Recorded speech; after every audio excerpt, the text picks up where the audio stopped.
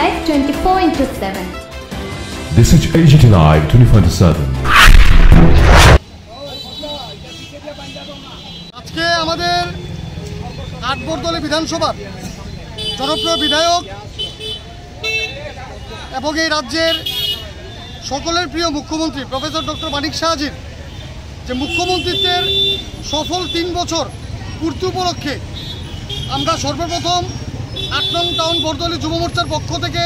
এবং 8 নং টাউন বরদলী মণ্ডলের পক্ষ থেকেও আমরা আমাদের স্যার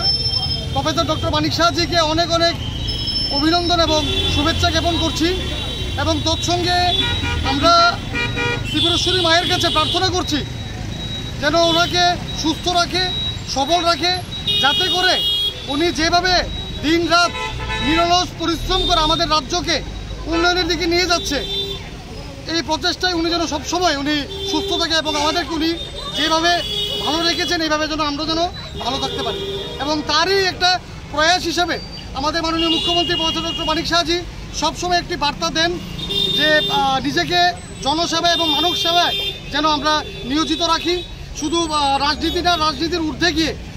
সব সময় যেন আমরা মানুষের পাশে থাকি। এবং ওনার এই বার্তাকে আমরা পাথেয় করে আজকে আমরা বরদলী মণ্ডল যুব মোর্চার পক্ষ থেকে IGM হাসপাতালের সামনে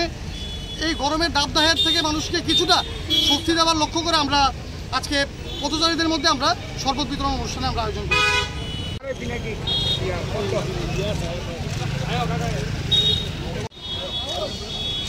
একটা শরবত